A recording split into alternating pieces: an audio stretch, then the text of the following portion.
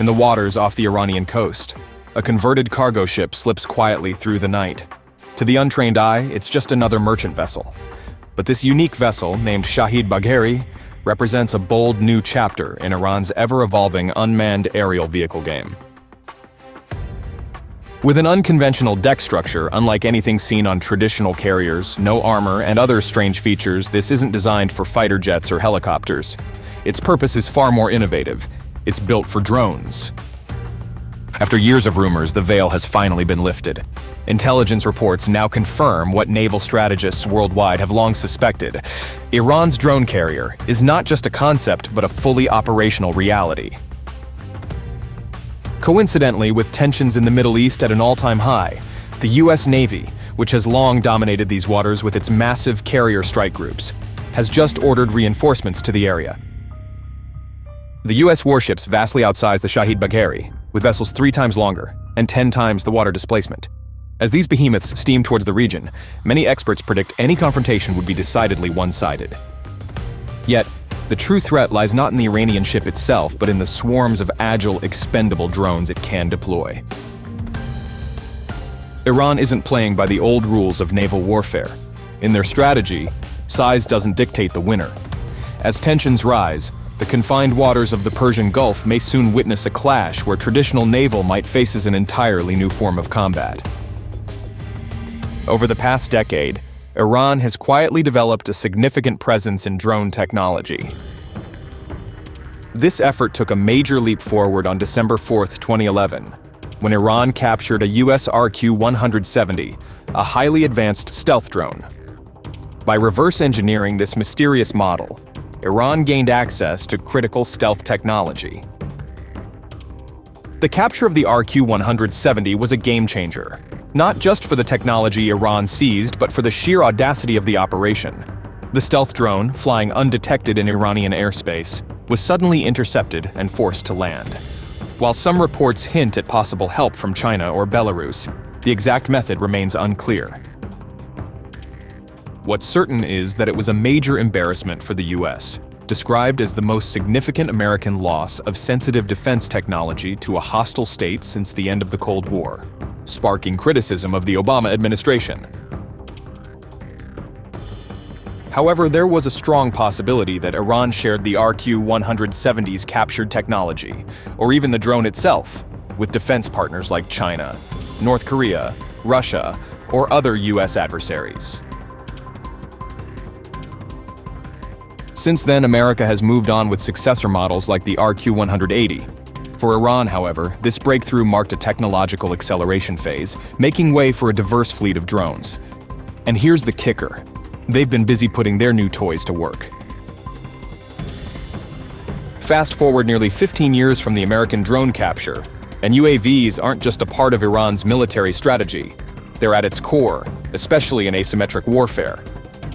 These flying machines are Iran's eyes in the sky, gathering intel, conducting surveillance, and, when needed, delivering precision strikes.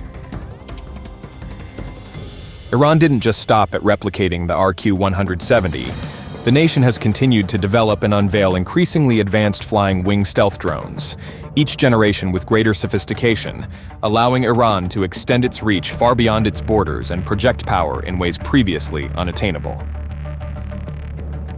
In February 2018, an Iranian surveillance drone, likely the Segeh, infiltrated Israeli airspace. Its similarity to the US model allowed it to evade multiple Patriot missile intercepts, showcasing Iran's advanced drone capabilities. Ultimately, an Israeli attack helicopter had to take it down at close range, where its stealth features were less effective. This incident highlighted the growing sophistication of Iranian drones and the increasing challenges they pose to regional defense systems. In recent years, the Revolutionary Guard Corps has spearheaded Iran's drone operations abroad. These UAVs have played crucial roles in Middle Eastern campaigns, especially in supporting counterinsurgency efforts in Syria alongside Syrian and Russian forces. However, despite these advancements, Iran's drone operations faced a fundamental limitation: the lack of a dedicated platform to deploy these UAVs on a larger strategic scale. This limitation has since been addressed, and now, Iran is poised to take its drone warfare to the next level. In a move that signals a significant shift in its naval strategy, Iran recently completed the Shahid Bagheri. While officially referred to as a forward base ship, the vessel is actually something more intriguing. It's a drone carrier. The Shahid Bagheri's transformation from a commercial ship to a drone carrier involved substantial modifications. The ship's original civilian design was stripped down and rebuilt to accommodate a range of unmanned aerial vehicles, or UAVs. This conversion process marks a new chapter in Iran's military capabilities. One of the most striking features of the Shahid Bagheri is its landing deck, which some experts describe as bizarre due to its unconventional design. Unlike traditional aircraft carriers with wide, flat decks, the Shahid Bagheri's deck appears narrower and more specialized. This design is likely tailored specifically for drones, which require less space for takeoff and landing compared to manned aircraft. The deck's unusual shape could be a strategic choice intended to maximize the number of drones that can be launched and recovered simultaneously. This could significantly increase the ship's operational tempo during combat operations. But here's where it gets interesting. The Shahid Bagheri isn't just about drones. The vessel could also carry a variety of other weaponry. The space opposite the angled deck extension could accommodate different types of modular weapons, while the aft deck behind the superstructure might field helicopters or smaller drones that are catapult-launched and net or line recovered. There's even speculation about the potential deployment of cruise missiles from trailer or truck-mounted containers. Images of this unconventional aircraft carrier hit the internet in mid-August 2024, quickly going viral. These photos, showing Iran's progress compared to early development images from earlier in the year, sparked widespread discussion and speculation about Iran's naval ambitions and the vessel's true capabilities. The Shahid Bagheri was officially completed in August 2024, at a time of heightened tensions in the Middle East. That very same week, the US Navy also made a timely announcement. Just as Iran unveiled its new drone carrier, the US responded by ramping up its naval presence in the Middle East. With the US and Israel on high alert for a potential military response from Iran or its proxies following the recent attacks on key figures in Hamas and Hezbollah, the United States Defense Secretary ordered USS Abraham Lincoln Carrier Strike Group to accelerate deployment to the Middle East. With the order, Lincoln, a Nimitz-class carrier, set sail towards the area, accompanied by 2 squadrons of carrier-launched fighter jets, a guided missile cruiser, and a guided missile destroyer. Lincoln will join a sister ship already in the Mediterranean, USS Theodore Roosevelt, and her entire strike group. However, this move also leaves the Indo-Pacific region without the protection of mighty American carriers. According to Jerry Hendricks, a retired US Navy captain, quote, "2 carriers is definitely a signal. It allows us to cover both sides of the Middle East. You've got one coming out of the Mediterranean that gives you double coverage to be able to cover down on Israel on one side and lay pressure on Iran on the other side." Answering the Secretary's orders is also USS Georgia, a guided missile submarine lurking beneath the surface, armed with over 500 Tomahawk missiles. The sheer concentration of US firepower in the region sends a clear message. Any aggressive moves will be met with overwhelming force, even a so-called drone carrier. The Shahid Bagheri, Iran's bold step into drone carrier territory, isn't without its Achilles heels. In a face-off with a conventional powerhouse like the US Navy, these weaknesses could prove critical.